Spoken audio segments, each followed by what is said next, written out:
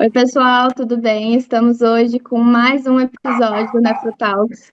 Hoje estamos com uma convidada super especial, a doutora Gabriela, oncologista. Estamos também com a nossa participante, a doutora Juliana. E hoje a gente vai ter um bate-papo super legal sobre tumores vesicais. A doutora Gabriela, médica veterinária formada pela Unifiob, fez aprimoramento em clínica e cirúrgica de pequenos animais também na Unifiob, pós-graduada em oncologia clínica e cirúrgica pela FUNEP, docente do curso de medicina veterinária na Unifiob. Olá, pessoal. É um prazer muito grande estar aqui hoje na Nefrotalks para conversar sobre um tema tão importante, né, que é as formações em vesícula urinária. Então, tem bastante conteúdo legal para a gente conversar sobre esse assunto agora.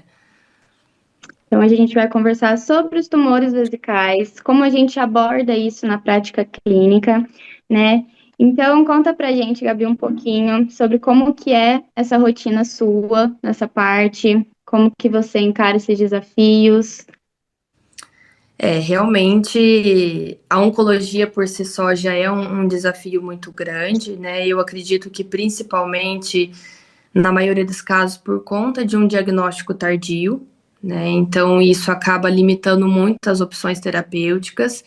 E o mesmo ocorre quando a gente fala em tumores vesicais, né? Eu acredito que isso é muito, né, por conta de sinais específicos, né? Então, acaba sendo muitas vezes, né, tratado, né, como uma infecção, inflamação, de trato urinário inferior, e nesse período, né, vamos falar, o tumor acaba ganhando força, ele acaba desenvolvendo, e muitas vezes esse diagnóstico ele vem muito tardio, né, limitando as opções de tratamento. Então, esse eu acredito que é o maior desafio. Acho que isso na nefrologia em si, né, Ju? A gente sofre muito com essa questão de encaminhamento tardio, né? Porque os sinais são basicamente assim, hematura, né? Que começa no Sim, início. Então, hematura, acha que é uma infecção urinária, já entra com antibiótico, não faz um exame básico, simples, né? Uma urinálise. sim. Enfim, o que mais chega para você? Como que geralmente é quando já está no estágio muito avançado? Você costuma receber encaminhamento mais precoce? Olha, é muito difícil o encaminhamento precoce. A maioria dos pacientes realmente, às vezes, chegam já até em um estágio de obstrução, né? Que é um desafio Uhum. muito grande por conta da localização, né? A maioria Uhum. a gente vê localização em trígono vesical, e isso já altera muito o paciente de uma forma sistêmica, né? Pensando aí também em azotemia, pós-renal. Então, muitas vezes, a condição geral desse paciente não é positiva, pensando nas possibilidades, e se trata uma necessidade terapêutica urgente, né? Uhum. Dificilmente esse paciente chega com uma triagem inicial, né? Muitas vezes com os exames, né, de forma correta. Então, infelizmente, acaba sendo essa a realidade mesmo. É, E o quando que Gabi, começa a desconfiar que não é apenas uma cistite? Quais são os principais sinais, assim, que a gente descarta uma simples cistite? É, a persistência e a recorrência desses sinais de forma intensa. Então, tá realizando o tratamento adequado, correto. Por que esse paciente permanece, né, com essas alterações? Será que realmente é só uma cistite? Tudo bem, pode ser uma cistite mais severa, crônica, mas ali já tem que criar um sinal de alerta, né? Uma necessidade Uhum. de avançar para um exame complementar mais específico. Sempre deve levar isso em consideração, principalmente quando o perfil desse paciente for um cão idoso, né? E em maior proporção as fêmeas, né? Não dá para excluir essa possibilidade em gatos, mas a recorrência é muito mais baixa. Então, cão idoso, fêmea, recorrência dos sinais clínicos, está tratando, permanece hematúria, acompanha o ultrassom, permanece com o espessamento, né, principalmente em região de trígono, ou às vezes é um espessamento um pouco mais assimétrico, então já é algo que a gente tem que ficar alerta, né? Certo. Ô, Gabi, E mas qual... eu ia interromper aqui um pouquinho, só para a gente até exemplificar um pouco, né? Porque muitas vezes o paciente está tendo esse histórico, está tendo hematúria, está fazendo esse acompanhamento certinho, esse espessamento não está evoluindo, e aí até quando que a gente fica pensando nessa abordagem de cistite, né? Porque a gente tem que falar aqui também para o clínico geral, porque muitas vezes a gente está pensando com a nossa cabeça de especialista, especializado, né? E queria dar esse toque para o clínico. Você está lá acompanhando no ultrassom, tem o espessamento da parede, mas não está melhorando. Quanto tempo mais ou menos que a gente pode aguardar? Porque esse crescimento, às vezes, do processo, o aparecimento da neoplasia ali, propriamente dita, às vezes demora até um tempo específico, né? Dependendo do tipo de neo. Sim, isso é realmente muito importante, porque como, né, a maioria do tratamento envolve o anti-inflamatório, antibiótico, isso vai amenizar muito esses sinais clínicos e muitas vezes até, eu diria, controlar um pouco essa evolução tumoral, então reduz muito edema, então isso pode, né, vamos falar, mascarar. Mas se tem essa permanência, né, isso vamos supor aí uns 2 meses no máximo, eu já pensaria em fazer um exame mais específico. Então a gente pode começar por abordagem menos invasiva, né, e de acordo com a necessidade, já partir para exames mais específicos. Perfeito. E quais são os exames que são Utilizados, seriam pensando no isso, diagnóstico. isso que seriam mais Ó, o que a utilizados? gente pode fazer? Um exame que ele é muito utilizado por conta da facilidade, porque a gente utiliza a própria amostra da urina, seria o BRAF, né? O que é o BRAF? Ele é um exame molecular que ele tem como objetivo identificar se tem a mutação do gene BRAF. Essa mutação, ela está presente nesses casos, então dificilmente a gente vai identificar um tecido normal ou só em uma inflamação. E ela faz parte, né, da sinalização ali de proteínas que vão influenciar na multiplicação e no desenvolvimento celular. Então, quando tem essa mutação, a probabilidade de ter um estímulo maior para o desenvolvimento desse tumor é muito grande. Porém, a gente tem que ficar atento a alguns pontos. O BRAF positivo, ele não fecha o diagnóstico, mas ele é altamente sugestivo. Então, a gente pode utilizar ele como triagem. Ah, veio positivo, a gente parte para uma biópsia. Porque de 80% a 85% dos casos, essa mutação está presente. Mas tem sempre de 15% a 20% de carcinoma de célula de transição que não tem essa mutação presente. Então, a gente não considera quando o BRAF vem negativo, a gente já não descarta. Então, a gente já parte para a biópsia. Agora, a biópsia, a gente tem possibilidades menos invasivas também, que é uma prioridade, então, através da cistoscopia, né, uma opção muito mais viável, porque reduz tempo de anestesia, uma recuperação mais fácil, ou, se não for possível, a biópsia convencional através da laparotomia. O que a gente deve evitar é a punção direta, né, guiada pelo ultrassom, por conta do risco de implantação dessas células no trajeto da agulha. Então, isso a gente tem que evitar. A última opção deve ser o cateterismo. Né? Claro que a gente sempre tem exceções. Se é um paciente não permite anestesia, a anestesia é um risco muito grande, né? Então a gente tem que estar ciente com relação a esse risco também.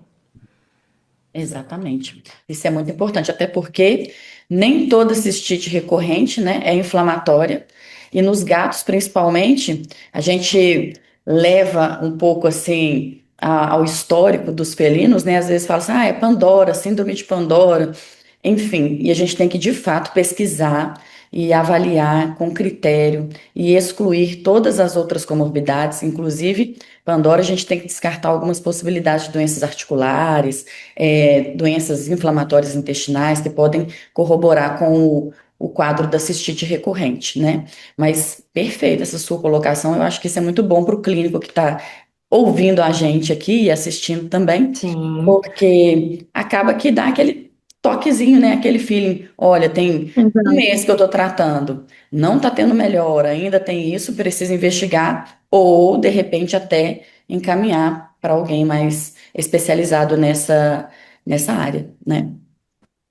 E como que costuma sim. ser o tratamento, o diagnóstico, a partir do diagnóstico, né? O tratamento, o prognóstico desse tipo de tumor. Costuma ter uma resposta boa? É um tumor muito agressivo? Como que funciona na tua rotina? O tratamento, ele é um desafio muito grande. Por quê? A maioria, né, vamos falar de uma forma geral, na oncologia do diagnóstico, quando a gente pensa em tratamento, envolve a cirurgia. Mas a Uhum. cirurgia, a gente precisa dessa margem livre. O que seria isso? Retirar tudo que tem de celularidade tumoral nesse tecido, né, inclusive no tecido ao redor.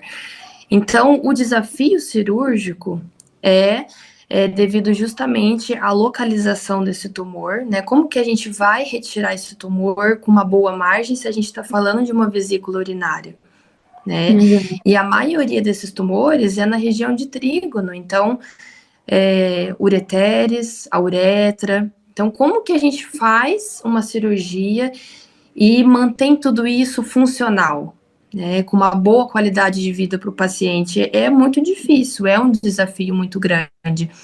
Então, a maioria dos casos, eles acabam sendo considerados inoperáveis.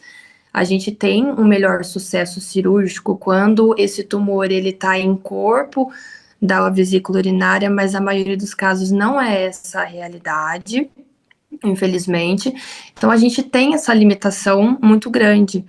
Então, muitas vezes a gente acaba até mesmo utilizando a cirurgia como uma opção, muitas vezes de desobstrução, de alívio para o paciente, pensando em qualidade de vida, mas aquilo, infelizmente, acaba retornando, isso volta a desenvolver, é onde entra o papel fundamental da quimioterapia.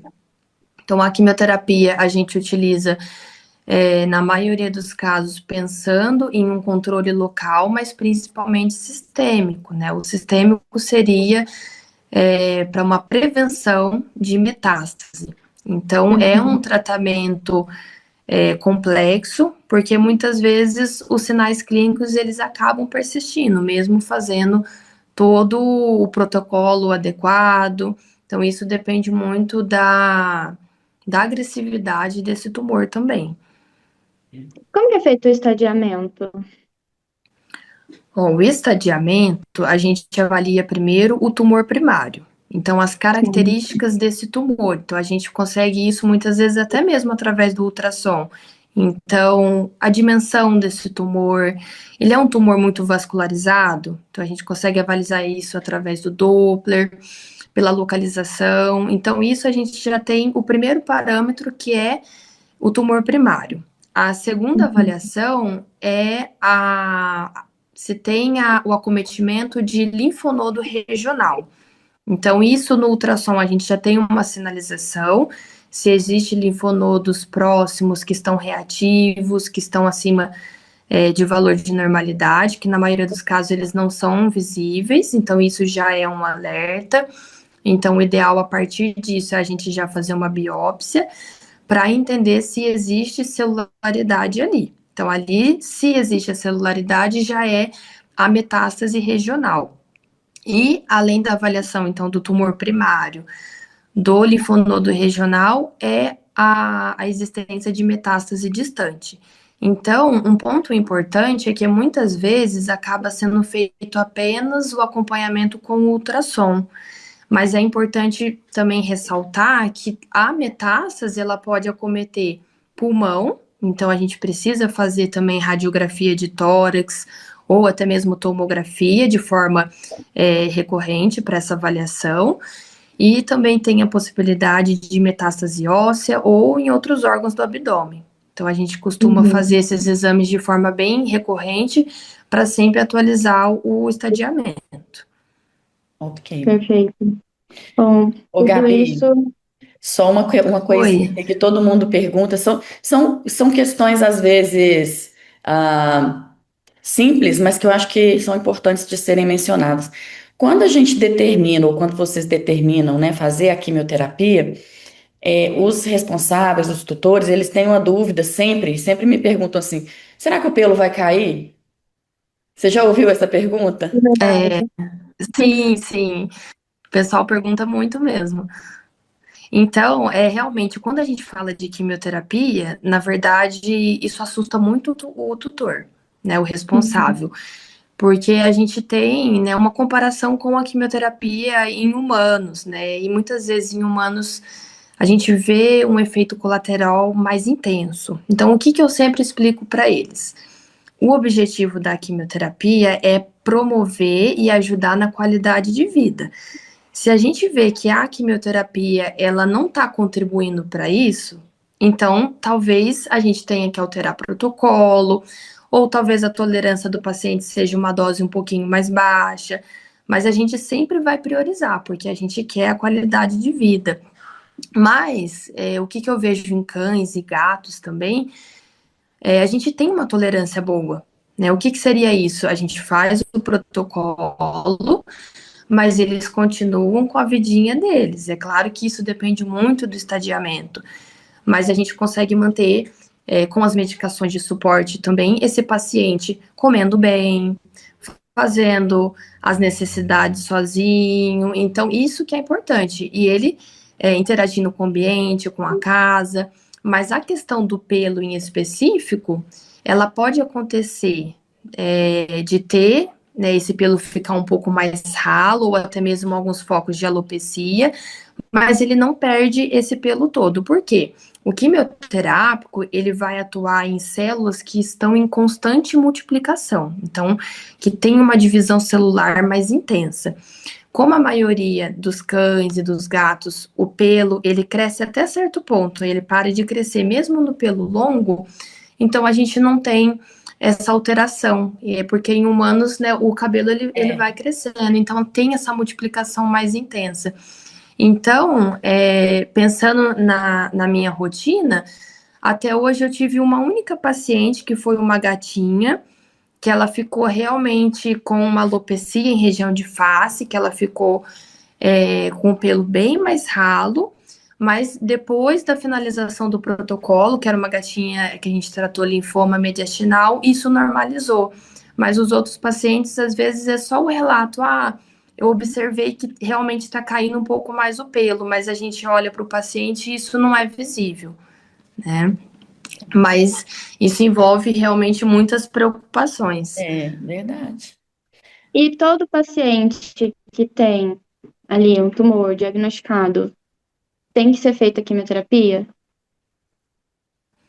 É o ideal, né? É É. claro que o que eu sempre falo, não é porque a gente vai fazer a quimioterapia que a gente vai chegar num controle total, isso dificilmente acaba acontecendo, mas ela contribui muito para evitar essa evolução tumoral de uma forma mais intensa.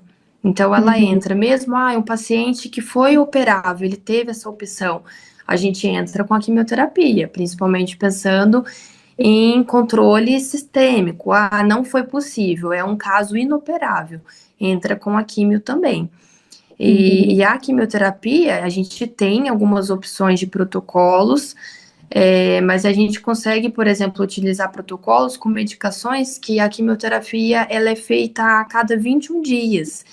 Então, é algo que também não vai estressar tanto esse paciente. Nesse período, a gente vai fazer os exames de acompanhamento, os exames hematológicos, bioquímicos, exames de imagem, mas a gente consegue muitas vezes manter esse paciente, né, na grande parte do tempo em casa, tranquilo, para evitar também toda essa questão de estresse, principalmente em gatos, né? Verdade. Sim. Bom, um diagnóstico correto, né? Ele vai mudar o prognóstico e a Nossa, conduta, o com quanto certeza. antes. Com certeza. Mas aqui, a gente passa uns apertos de vez em quando, né? Contar um casinho rápido Demais. desse. Estava com uma paciente com uma alteração na morfologia, né? Na parte interna da bexiga. E a gente fez cistoscopia, para tentar fazer uma coleta de fragmentos. Gente, deu inconclusivo. Ai, meu Deus. Pegamos vários fragmentos, fragmentos de onde estava realmente aumentado, com bordas irregulares, com o aspecto inflamado e etc. Aí, um tempinho se passou, a gente não tinha conseguido fechar esse diagnóstico. Gabi começou a ter uma ascensão, foi para o ósteo do Nossa. ureter esquerdo. Aí nós pensamos, o que que a gente pode fazer para tentar salvar, né, esse ureter, porque daqui a pouco ali se perde. Então a abordagem cirúrgica foi de colocação de um duplo J, mas a gente sempre vai com vários planos, né, para cirurgia, porque esse tecido fica muito friável, né, fica muito inflamado. Muito. E às vezes não consegue, a sutura não fica, né, tão segura assim. Mas enfim, deu certo. A gente conseguiu implantar o duplo J e conseguimos coletar um fragmento. E aí confirmou nossa temerosa. Ah, É, realmente, o laudo inconclusivo muitas vezes acaba é, não só deixando a gente sem uma direção, mas confundindo também, né? Acaba gerando até a dúvida. exatamente. Será que realmente é? Né? É, Ou será Isso que é? aqui, gente, e isso é muito bom a gente até aproveitar esse momento para ressaltar que quando a gente vai conversar com o responsável, a gente tem que falar das possibilidades de dar certo e de que pode não dar exatamente. certo. Sim, Porque sim, às vezes a pessoa está investindo num exame, é minimamente invasivo, é mais rápido, traz um conforto até no próprio pós, né? O pós-anestésico, pós-cirúrgico e etc. Mas pode não ser um sucesso absoluto. Assim como algumas citologias também que a gente faz, né? Costumam, em algumas sim, situações, nos deixar Exato. com mais dúvida do que a gente tinha sim, começado. Isso exatamente, acontece com realmente. muita frequência, né? Sim, nossa, com muita frequência. Então, por isso que é importante a gente fazer essa triagem, né, de forma adequada para realmente, às vezes, bem inconclusivo, né? Será que realmente vale a pena? Então, a gente precisa persistir até realmente ter a certeza. Ô, Gabi, mas dá uma dica para nós aí na citologia, se tem algum jeito de introdução da agulha, como que a gente pode estar fazendo para tentar capturar o máximo de célula, né? Porque às vezes a gente, não estou falando da bexiga não, porque eu estou puxando até um Uhum. pouquinho para fora, Sim, porque às vezes a gente tem algum nódulo, alguma coisa, apesar da gente estar aqui no Nefrotox com essa abordagem toda, mas tem muitos clínicos e às vezes é uma dúvida geral, né? sim, muito importante. A citologia, o que que é legal? A gente sempre fugir de áreas que tem muita inflamação. A inflamação ela vai contribuir de forma negativa nessa celularidade, então sempre fugir de inflamação. Se possível, coletar de área de transição, ou seja, então bem muitas vezes na borda desse nódulo, próximo de tecido que visivelmente é saudável.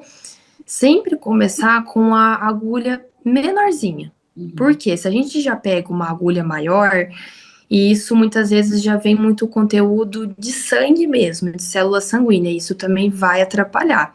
Então, se for algo pequenininho, não tá tão inflamado, às vezes eu começo até com a agulha de insulina nessa coleta. Então, uma agulha bem pequenininha, não veio material, vou subir para uma agulhinha maior. A gente pega uma agulhinha roxa. Não veio, aí vai para cinza, mas sempre evitar começar com uma agulha muito grande.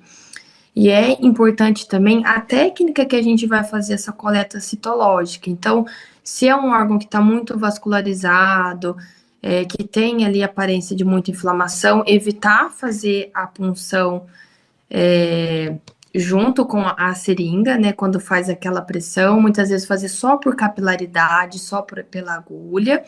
E isso é importante também quando a gente fala de linfonodo.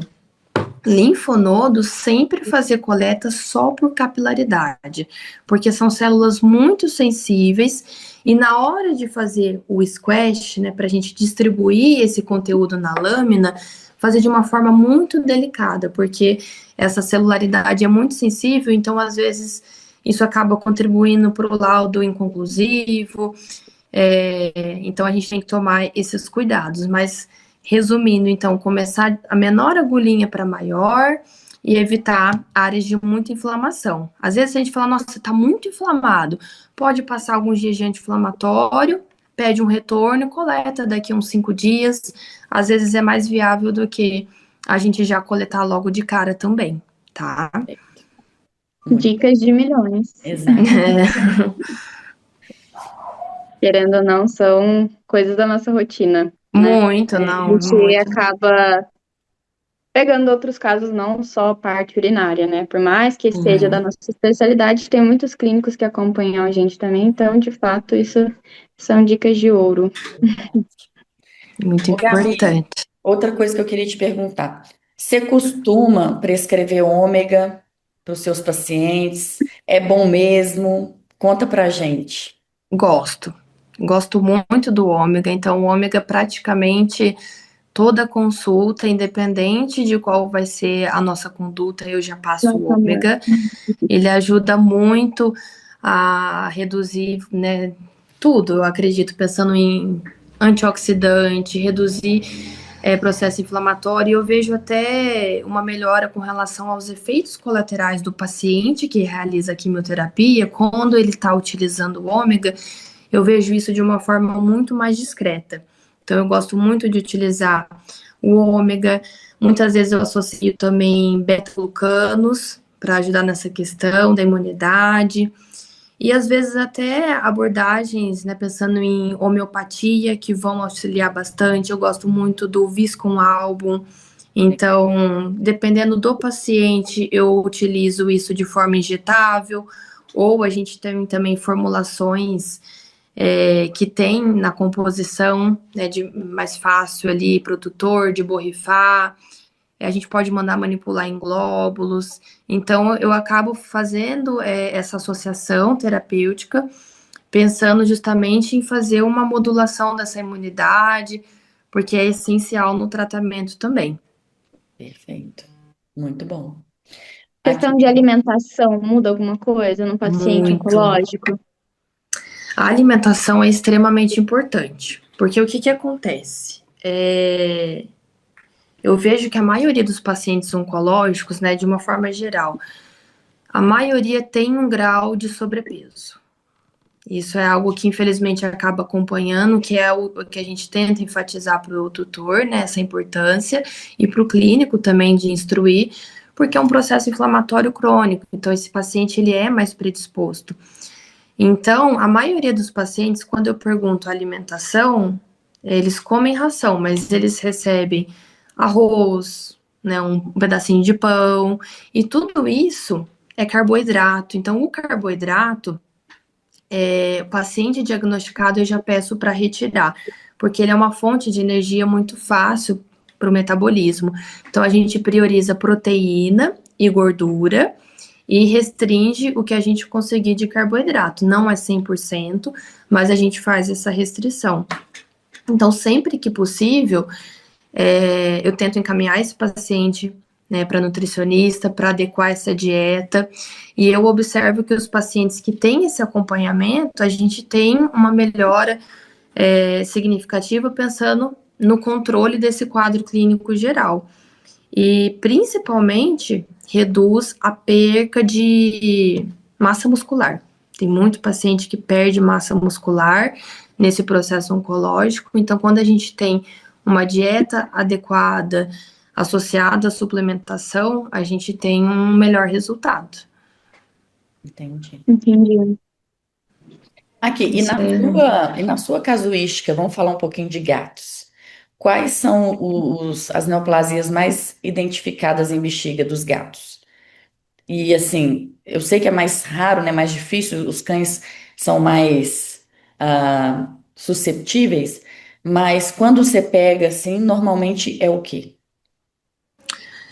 Costuma ser o carcinoma urotelial mesmo, mas é difícil eu atender gatos com alteração em vesícula urinária. É Uhum. algo que realmente acaba sendo cães, mas os gatos, né, realmente tem que ter essa atenção muito importante, justamente, né, pelo que você falou no início da nossa conversa, porque muitas vezes o clínico acaba persistindo, falando, é fator de estresse, síndrome de Pandora. Então, tudo isso muitas vezes contribui para esse diagnóstico tardio, né? Então, acaba sendo, infelizmente, o carcinoma pensando em vesícula urinária. Perfeito. O Gabi, nessa sua jornada, teve algum caso que você achou que mexeu com você? Porque assim, a nefrologia e a oncologia, elas trazem também um pouco de tristeza, porque são doenças crônicas que muitas vezes a gente acompanha esse paciente do início até o fim. Alguns a gente acaba até se apegando, né?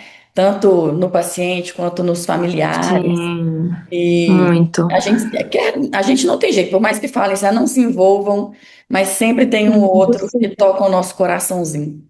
Você tem É alguém, tem Sim. impossível. algum caso que você queria compartilhar com a gente? Algum caso que te marcou? Eu tenho alguns casos, sim, né? Eu acho que o que mais me marcou foi um paciente que eu estava na época no aprimoramento, então eu não estava nem na oncologia ainda, e foi o caso que fez eu realmente definir qual especialidade eu queria. E foi justamente isso, um paciente muito querido, e eu acabei me apegando muito também aos tutores, né, muito bonzinhos, e eu vi aquele cuidado, né, e aquele cuidado realmente, né, que faz o que a gente fala e aquela atenção. Então, eu acabei me envolvendo bastante com esse paciente. Esse paciente, ele foi diagnosticado com hemangiosarcoma visceral e também com mastocitoma cutâneo. Então, foi um caso muito desafiador por conta da agressividade dos dois diagnósticos. Então, ele passou por cirurgia abdominal, ele passou por a cirurgia cutânea, reconstrutiva, e ali também foi algo que iniciou meu interesse por isso, que é algo que eu gosto muito, que é a cirurgia reconstrutiva. E eu consegui acompanhar ele até que a gente chegou na fase do paliativo.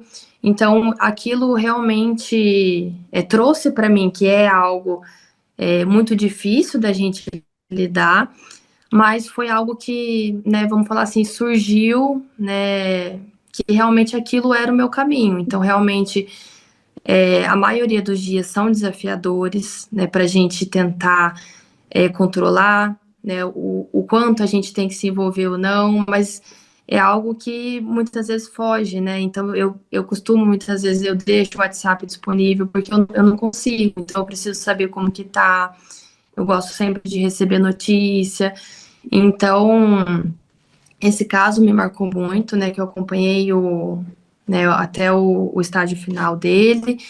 E tem outros casos também, mas a maioria acaba sendo quando eu vejo esse cuidado e esse zelo muito grande pelo tutor, porque a gente realmente a gente faz a nossa parte, mas quando a gente tem isso também do responsável, é algo muito gratificante e que realmente resulta, né, no resultado que a gente quer chegar.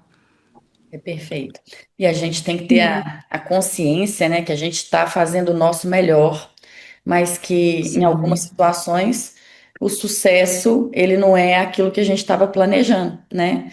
Porque a gente sim, tem uma perspectiva, mas a gente não consegue salvar todos.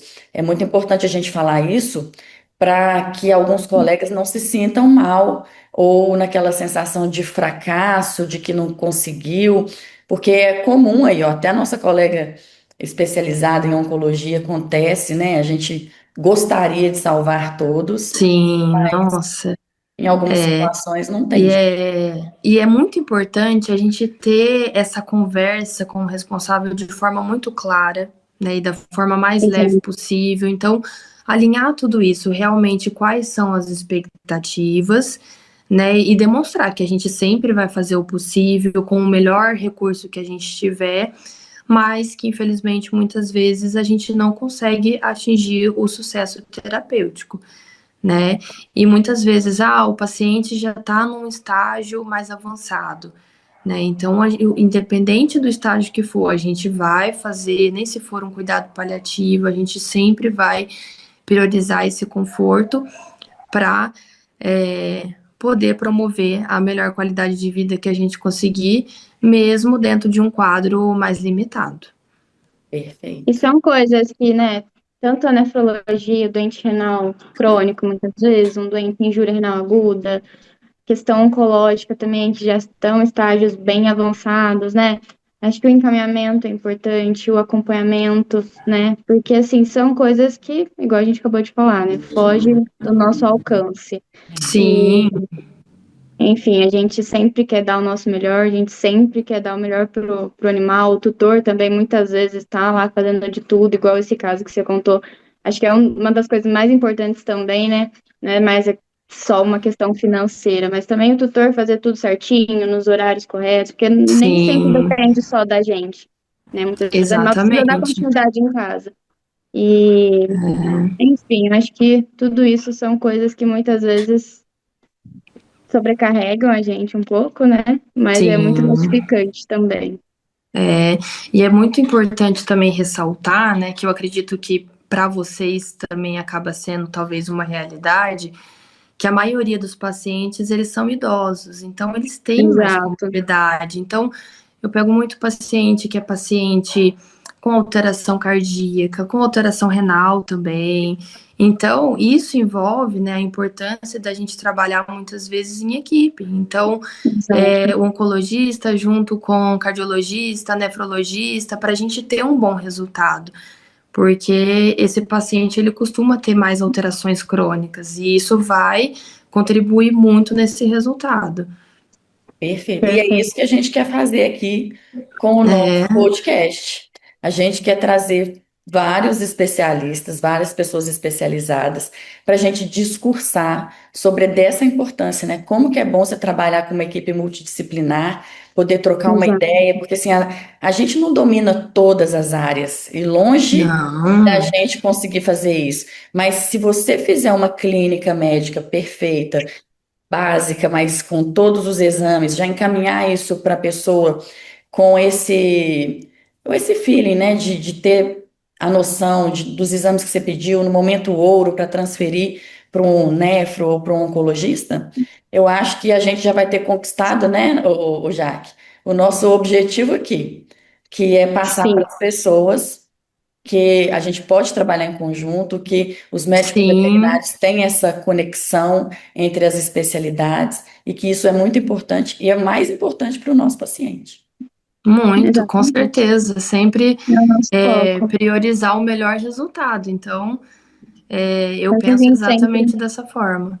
É, é exatamente o que a gente sempre faz. A gente, todos convidados de áreas diferentes, de outras especialidades, e a gente vê que tudo está sempre interligado, né? O Muito, ringue está sempre interligado com tudo. Então a gente tem que trabalhar em equipe. E sempre. é sobre isso, né? sim. Aqui, eu queria Bom, só fazer um pequeno comentário, assim, porque às vezes as pessoas acham que a gente falar de oncologia vai passar uma receita de bolo para aquele paciente e deixar claro, né, Gabi, que isso é individualizado, que vai Muito. partir da avaliação específica, igual você falou. Peguei um paciente que ele já era cardiopata, então, muitas vezes, até a própria droga, e você pode até falar um pouco mais sobre isso, vai ter efeitos em outros órgãos e que você vai selecionar, às vezes, não pela literatura ou pelo que está preconizado, mas pelo paciente, não é? Isso, exatamente. Né? A gente trata o paciente de forma individual, né? E não o diagnóstico. Porque se a gente realmente pegar o diagnóstico, a gente vai abrir o livro, o primeiro protocolo. Então, às vezes, realmente é uma medicação que a gente não pode utilizar em um paciente que tem uma alteração significativa cardiológica, ou ele tem uma alteração significativa no quadro geral. Então, muitas vezes a gente não pode utilizar a dose que está ali, né? Então, isso realmente é muito determinante para o nosso tratamento. Então, saber individualizar isso para a gente ter um bom resultado, porque se a gente seguir o que a gente vê ali, realmente a gente acaba correndo um risco muito grande, porque é o paciente de forma individual. Então. Bom, gente, é isso. Estamos encerrando mais um podcast, mais um episódio. Espero que todos tenham gostado. Gabi, foi um prazer receber você. Muito obrigada por aceitar o nosso convite. Obrigada, Foi Gabi. incrível, foi Prazer é meu. importantíssimo, foi todo um cuidado, foi tudo muito bom, né? Então, acho que isso vai ajudar muito na parte clínica, nos encaminhamentos, na nefrologia, né? E na oncologia também. Muito obrigada. Sim. Eu que agradeço o convite de vocês para falar sobre um tema tão importante. E eu acho que o recado que eu gostaria de deixar realmente é o diagnóstico precoce, né? Isso vai mudar totalmente a nossa terapêutica, que muitas vezes já é limitada, já é um desafio muito grande. Então, meu recado seria esse, para a gente não perder tempo, realmente não tá fluindo da forma esperada, né? Já vamos partir para um exame mais específico, fazer uma triagem para realmente fechar esse diagnóstico o quanto antes. Perfeito. Diagnosticar cedo muda tudo, não é mesmo? Muda tudo. Gabi, muito obrigada. Muito obrigada, foi um Por prazer, ter viu? aceitado, viu? Foi um prazer te conhecer. Um prazer. Tchau, tchau, gente. Tchau.